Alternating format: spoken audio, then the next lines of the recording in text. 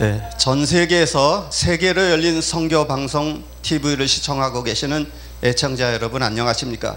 저는 분당에서 목회를 하고 있는 분당 베델교회 전영태 목사입니다. 오늘 본문 말씀 디모데전서 1장 18절에서 20절 말씀을 중심으로 하여 믿음의 파선이라는 제목을 갖고 함께 은혜를 나누고자 합니다. 오늘 본문 18절 말씀에 내 아들 디모데야, 내가 내게 이 경계로서 명하노니 전에 너를 지도한 예언을 따라 그것으로 선한 싸움을 싸우며 믿음과 착한 양심을 가져라. 어떤 이들이 이 양심을 버렸고 그 믿음에 관하여는 파선하였느니라. 이렇게 말씀해 주고 있습니다. 이 파선이라는 것은 배가 깨지는 것, 또 배에 물이 들어와서 침몰해서 가라앉는 것.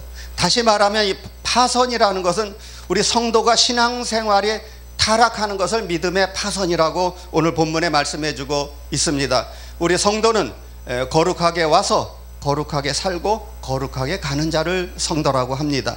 우리 성도는 이 세상에서 하나님께서 주시는 십자가를 바라보고 이 험한 풍랑, 이 파도를 헤치면서 우리는 천국을 향하여 가는 자를 성도라고 합니다. 우리는 믿음 생활에 파선하면 안 됩니다. 오늘 본문 18절 말씀에 믿음의 선한 싸움을 싸우라고 했습니다. 우리는 성도는 신학적인 용어로 불가견적인 교회, 전투적인 교회라고 말합니다.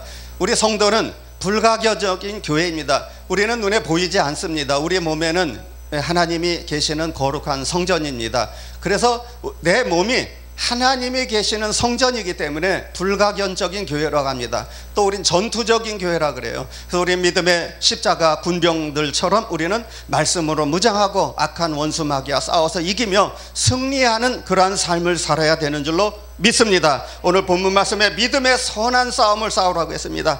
하나님을 빼앗기지 않는 싸움, 내 속에 그 하나님을 원수 마귀의 공격으로부터 빼앗기지 않는 싸움이 우리는 날마다 승리해야 됩니다. 또 하나님께서 주시는 축복, 그 축복을 원수 마귀에게 빼앗기면 안 됩니다. 원수 마귀는 시기와 질투와 분쟁을 일으키면서 내가 가지고 있는 모든 축복을 다 빼앗아 가려고 합니다. 그래서 오늘 본문에 이 바울 사도는 내 아들 디모데야 이렇게 편지를 썼습니다. 바울 목사님이 목회하실 때 그때 그 아들 디모데에게 편지를 쓴 내용이 경계로서 명하노니, 그래서 우리 성경 말씀이 바로 경계요, 분기점입니다. 천국과 지옥으로 나뉘어지는 분기점이 바로 성경 말씀입니다. 그래서 이 말씀을 우리가 붙잡고 우리는 믿음의 선한 싸움에서 우리는 싸우며 이기며 승리하는 승승장구하는 삶을 누려야 되는 줄로 믿습니다. 싸움은 내적인 싸움이 있고 또 밖에 외적인 싸움이 있습니다. 내 안에 불신, 또 거듭나지 못한 옛사람, 그 옛사람의 성질, 성품, 이런 모든 못된 것, 내 안에 쓴뿌리, 이런 모든 것들과의 싸움에서 이겨야 되고 또 밖에 외적으로 오는 모든 환경과 싸워서 이겨야 되는 줄로 믿습니다.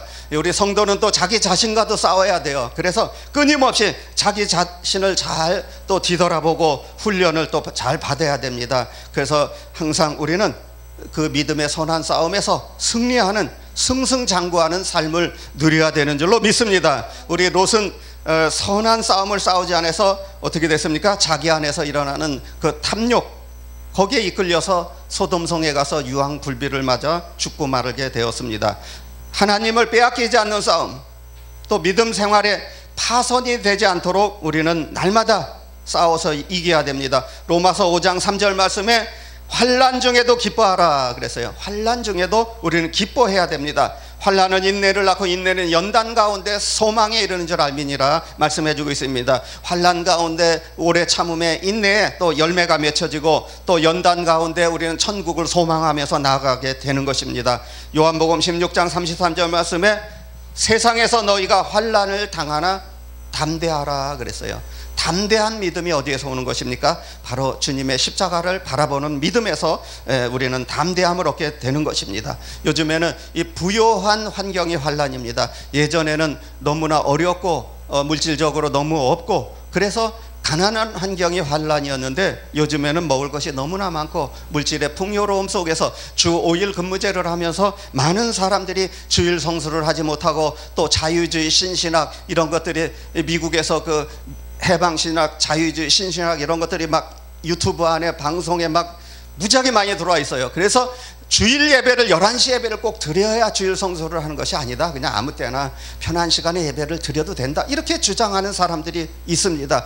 또 11조를 꼭 드려야 하냐? 11조는 안 드려도 된다. 그것은 구약에서나 있었던 일이다. 이렇게 주장을 하면서 온갖 유튜브 방송 설교에 이 잘못된 신학 사상들이 많이 들어와 있습니다. 여러분들 마지막 때에 근신하여 깨어 기도하면서 우리가 정말 바른 신학으로, 바른 그 신학 사상으로 우리는 무장해야 되는 줄로 믿습니다. 우리나라가 이 미국처럼 그렇게 되면 안 돼요. 미국, 유럽 이런 데는 지금 교회에 어떻게 됩니까? 교인들이 많지 않아요. 전부 다 막 노인들만 와 있고 어떤 문화적인 공간으로 막 쓰여지게 되고, 수천 명 모이는 교회에 뭐 30-40명밖에 안 모이고 전부 문화적인 세상 공간으로 다 쓰임받게 됩니다. 우리나라가 이렇게 안 되려면 어떻게 해야 됩니까? 말씀에 바로 세워져야 됩니다. 이 잘못된 신학 사상과 싸워서 이겨야 되는 줄로 믿습니다. 할렐루야. 예수님께서 피값 주고 사신 주님의 몸된 교회를 지켜나가야 되는 줄로 믿습니다. 여러분, 거짓된 잘못 사상에 속아 넘어가면 안 됩니다. 11시 예배가 무너지면은 결국에는 사탄의 전략에 속아 넘어서 교회가 문을 닫게 되는 결과가 오게 되는 거예요. 또 11조를 드리지 마라. 그러면 한국 교회가 지금 80% 90%가 다 미자립 교회인데 대형 교회가 지금 10% 15%밖에 안 돼요. 그럼 그 나머지 교회는 어떻게 자립하며 나가야 됩니까? 여러분이 문제가 심각합니다. 여러분들 깨어서 기도해야 됩니다. 근신하라, 깨어라. 너희 대적 마귀가 우는 사자같이 삼킬 자를 찾아 두루 찾아 헤맨다고 했습니다. 할렐루야. 여러분들 깨어서 기도하시길 바랍니다. 한국 교회에 지금 굉장한 위기가 찾아왔어요. 우리 정신 차려야 됩니다. 마지막 때에 깨어서 기도해야 됩니다. 믿음의 선한 싸움을 싸워야 됩니다. 싸워서 이기며 승리하는 그러한 삶을 살아야 되는 줄로 믿습니다. 진자는 이긴 자의 종이 되는 거예요. 마귀에게 지면은 마귀가 시키는 대로 이리저리 끌려다니다가 비참하게 끌려다니다 결국에는 죽고 맙니다. 여러분, 우리는 싸워서 이겨야 됩니다. 하나님 나를 지켜주시옵소서. 하나님 나를 붙잡아 주시옵소서. 다윗의 자손 예수여 나를 불쌍히 여겨 주시옵소서. 이런 기도를 날마다 드려야 되는 줄로 믿습니다. 오늘 본문 19절 말씀에 믿음을 가지라 그랬어요. 또 착한 양심을 가져라, 이렇게 두 가지로 교훈하고 있습니다. 첫째로 믿음을 가지라 그랬어요. 배가 파손되지 않도록, 우리의 믿음이 깨지지 않도록, 우리의 믿음이 타락되지 않도록, 세속화되지 않도록 우리는 믿음을 지켜나가야 됩니다. 말씀을 붙잡고 믿음을 잘 지켜나가야 됩니다. 믿음을 지킨다는 것은 내가 하나님으로 받은 그 은혜의 말씀을 잘 붙잡는 거예요. 주일 성수하고 11조 드리고 또 말씀의 인도를 받고, 그렇게 우리가 믿음 생활을 해야 되는 거예요. 바리새인처럼 그렇게 신앙생활을 하면 안 됩니다. 많은 사람들 앞에 주보에 내보이기 위해서, 또 많은 사람들에게 보여지기 위해서, 또 그렇게 우리가 믿음 생활을 하면 안 됩니다. 우리는 세리와 같이 회개하는 마음을 갖고, 주여 불쌍한 죄를 용서하여 주시옵소서. 아버지, 저는 부족합니다. 아버지, 아무것도 할 수 없습니다. 아버지, 저를 인도하여 주시옵소서. 이런 간절하고 애절한 기도를 드릴 때 하나님께서 여러분들의 삶을 풍요롭게, 부유하게, 넉넉하게 채워주시는 줄로 믿습니다. 우리가 이렇게 믿음 생활을 하는 거예요. 하나님 앞에 진실되게 그렇게 사는 거예요. 아브라함이 본토 친척 아비집을 떠나라는 그 말씀의 지도를 받으면서 갔습니다. 창세기 12장 1절 말씀입니다. 본토를 떠나고 갈대 우르를 떠났습니다. 그것은 바로 어디입니까? 자기 정든 고향 할아버지부터 물려받은 그 정들었던 그곳을 떠난다는 것은 매우 중요한 거예요. 타락한 자기 중심 생활에서 하나님 중심 생활, 하나님 말씀 중심으로 간다는 그러한 깊은 뜻이 담겨져 있는 것입니다. 타락한 그 옛사람 중심에서 떠나서 또 본토 친척을 떠나라는 것은 세상에 있는 모든 것, 세상을 너무나 사랑하기 때문에 하나님과 멀어지는 그러한 결과를 초래하기 때문에 본토 친척 아비집을 떠나라고 했습니다. 내가 배 아파서 난 내 아들 어린 자녀라고 할지라도 말씀대로 살지 아니하면은 그것은 이산 가져가고 똑같습니다. 그렇기 때문에 가정의 교훈과 가문, 교훈, 세상 학문이 하나님의 말씀보다 더 앞세워 나가면 절대로 안 됩니다. 물론 가문의 가풍도 중요합니다. 조상으로부터 물려받은 그러한 모든 것도 중요하지만 그것보다도 더 소중한 것은 바로 생명을 살리는 하나님의 말씀을 앞세워서 나아갈 때에 그 말씀의 인도를 받으면서 살 때 그 사람이 바로 행복한 사람이 되는 줄로 믿습니다. 여러분, 아브라함이 왜 축복을 받았습니까? 아브라함은 믿음의 종상이고 또 축복의 조상입니다. 엄청난 축복을 받았어요. 그런데 아브라함도 사람이기 때문에 또 실수한 것이 있습니다. 그가 자기 아내를 또 속이지 않습니까?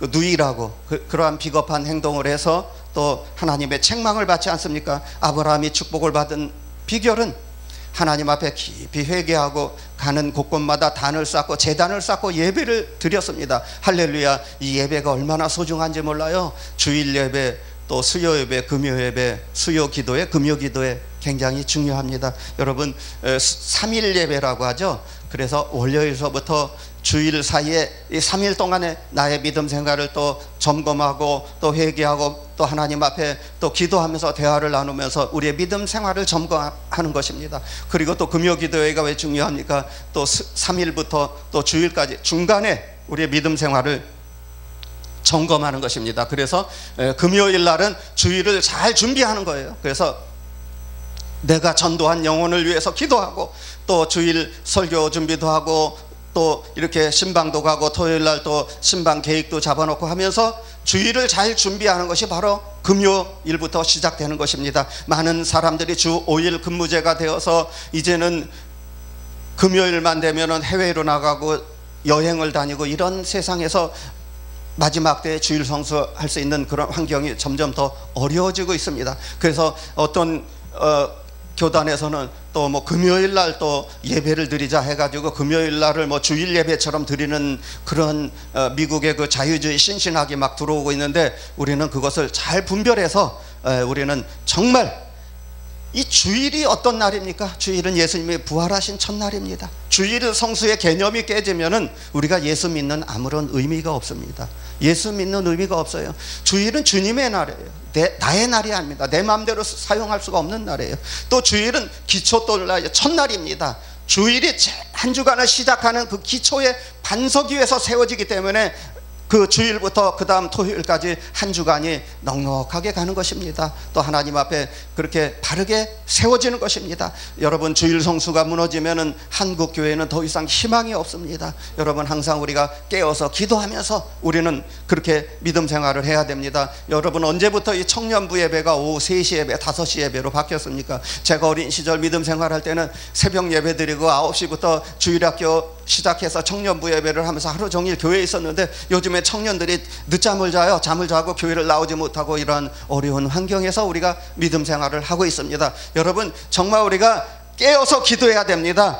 믿음의 선한 싸움을 싸우라 그랬어요. 또 믿음을 지키라 그랬습니다. 우리의 믿음을 지켜나가야 됩니다. 그래서 사람을 살리는, 그 생명을 살리는 그러한 일에 우리가 쓰임받게 되는 것입니다. 여러분, 믿음이라는 것이 무엇입니까? 히브리서 11장 말씀에 보면 거기에 믿음이 쫙 기록되어 있습니다. 믿음은 바라는 것들의 실상이요 보이지 않는 것들의 증거라 그랬어요. 눈에 안 보이는 것이 증거로 나타나는 것. 우리가 예수를 믿으면은 반드시 간증거리가 있고 체험이 있어야 됩니다. 할렐루야. 예수 믿는 것은 받은 증거 많도다. 아멘. 우리가 찬양을 부르는 것처럼 우리는 받은 증거가 너무나 많이 있습니다. 우리는 일평생 하나님만을 높이면서 사는 우리의 삶이 되는 것입니다. 바울 사도는 자랑할 만한 것이 있으면 주 안에서 자랑하라 그랬어요. 우리는 아무것도 자랑할 것이 없습니다. 썩어질 육신을 위해서 자랑할 것이 아무것도 없어요. 오직 주님의 십자가만을 자랑하라 그랬어요. 우리가 자랑할 것이 있다면 주님만을 높여드리는 그런 삶을 살아야 되는 줄로 믿습니다. 오늘 또 착한 양심을 가지라 그랬어요. 오늘 19절 말씀에 믿음의 착한 양심을 가져라. 우리 믿음 생활에 파손하지 않으려면 착한 양심을 가져야 됩니다. 양심이라는 것이 무엇입니까? 헬라 원문에 보니까 시네이데스, 사람의 행동을 검사하고 변호하고 변론하고 잘못했을 때는 또 책망하는 그러한 바로 재판하는 기관을 양심이라고 말씀해 주고 있습니다. 우리는 성령과 진리의 그 말씀에 착한 양심의 인도를 받으면서 우리는 믿음 생활을 하고 있는 것입니다. 바울 사도는 나는 믿음의 선한 양심을 따라 하나님을 섬겼다고 고백하는 것처럼 우리는 믿음의 선한 양심을 따라서 우리는 하나님을 믿고 우리가 바르게 하나님 앞에 세워져야 되는 줄로 믿습니다. 첫째로 이 양심은 우리의 몸의 자세를 바르게 합니다. 바르게 세워주는 역할을 합니다. 때로는 잘못했을 때는 회개하라고 책망도 하고 그 양심의 소리에서 우리는 하나님 앞으로 날마다 바르게 세워지게 되는 것입니다. 그래서 우리는 항상 양심의 그 소리를 들어야 돼요. 우리가 하나님 앞에 기도하면서 그 양심의 소리를 들어야 됩니다. 때로는 방언으로 깊은 기도를 하다가도 하나님께서 그 양심을 통해서 들려주는 그 음성이 있으면 우리가 또 그 말씀을 붙잡고 바르게 이렇게 세워 나가야 되는 것입니다. 착한 양심. 착한 양심이라는 것은 하나님 말씀에 인도를 받는 양심을 말하고 있습니다.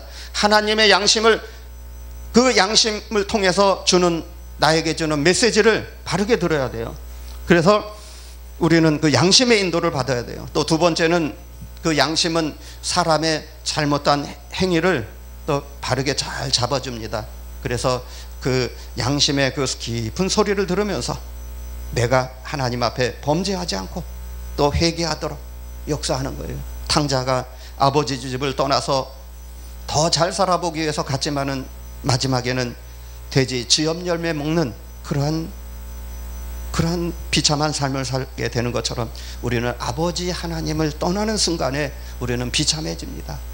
우리는 아버지를 꼭 붙잡고 가야 돼요. 아버지 나를 붙잡아 주시옵소서, 나를 인도하여 주시옵소서, 하나님 나를 꼭 붙잡아 주시옵소서, 이런 애절하고 간절한 기도를 해야 되는 줄로 믿습니다. 우리는 잠시 잠깐 왔다가는 나그네와 같은 인생길을 살고 있습니다. 너희 생명이 무엇이냐? 잠시 잠깐 보이다 없어지는 나그네와 같은 그러한 안개와 같은 인생이라고 그랬어요. 너는 내일 일을 자랑하지 말라. 하루 동안에 무슨 일이 일어나지 알 수 없다 그랬어요. 제가 요즘에 그 논문을 쓰는데 이중표 목사님의 별세 신학이라는 제목으로 지금 논문을 쓰고 있습니다. 저는 이중표 목사님을 연구하면서 많은 것을 깨닫게 됐어요. 그분은 바닷가 섬마을에서 태어나가지고 가난한 어린 시절에 배를 고 어려운 환경에서 그렇게 또 폐병에 걸려가지고 또 부흥의 친구의 전도로 부흥에 참석해서 그가 예수를 영접하고 폐병을 낫고 그러면서 또 전도사 때 교회를 개척해가지고 수없이 많은 어려운 환난을 겪었습니다. 여러 차례 대수술을 통해서 천국과 지옥을 왔다 갔다 했던 사람이에요. 그래서 별세라는 모든 성경의 그 핵심을, 말씀을 별세에다 초점을 맞췄어요. 별세 신학. 그래서 이 별세라는 것은 예수님이 별세하시고 십자가에 죽으시고 부활 승천하셔서 또 우리들과 함께 이 세상에서 함께 살아주면서 또 많은 사람들의 생명을 살리는 그런 의미가 담겨져 있습니다. 한문적 의미는, 한자적인 의미는 떠날 별자, 세상 세자. 세상을 떠난다. 또 세상을 떠난다. 그 다음에 다를 별자, 세상 세자. 다른 세상으로 간다. 또 바꿀 별자. 별자는 한자는 똑같아요. 그러나 떠날 별, 또 바꿀 별, 다를 별, 이 세 가지로 해석을 합니다. 그래서 우리 성도는 이 세상을 떠나야 돼요. 하나님 부르면 가야 됩니다. 그런데 이 세상 것이 너무 좋아서 못 가는 사람들이 있어요. 그러면 그것은 그리스도인이라고 할 수가 없습니다. 바울 사도처럼 우리는 세상과 나는 십자가에 못 박아 죽이고 그런즉 이제는 내가 산 것이 아니요 내 안에 그리스도께서 사는 것처럼 우리는 예수와 함께 십자가에 못 박아 죽이고 우리는 예수와 함께 살고 예수와 함께 또 우리는 천국으로 가는 자를 성도라고 합니다. 할렐루야. 우리는 잘 죽어야 됩니다. 죽을 때도 잘 죽고 또 우리는 또 남의 또 다른 사람의 생명도 살리는 그러한 도구로 우리가 쓰임받게 되는 것입니다. 우리 믿음의 선한 착한 양심을 갖고 우리 믿음의 선한 싸움을 싸우고 날마다 승리하라고 했습니다. 여러분, 결론적으로 말씀드리겠습니다. 우리 믿음의 선한 양심을 따라서 우리는 하나님을 잘 믿어야 됩니다. 우리의 믿음 생활이 끝까지 성공해야 됩니다. 여러분, 많은 사람들이 힘들고 어려울 때 많이 좌절하고 포기하는 경우가 많이 있습니다. 이 방송을 듣고 계시는 성도 여러분 절대로 포기하지 마세요. 여러분들의 삶이 힘들고 어렵더라도 하나님은 고난 가운데 나를 어루만져 주시고 나를 다루어 주고 계시다는 그 사실 하나만을 믿으시길 바랍니다. 지금도 하나님께서 나를 테스트하고 시험하고 계시는구나, 나에게 더 큰 축복을 주시기 위해서 이러한 어려운 환경을 주셨구나 하면서 우리는 감사하면서 자신의 뒤를 뒤돌아보고 기도하면서 끝까지 포기하지 마시고 승리하시기를 예수님의 이름으로 축원합니다. 축원합니다.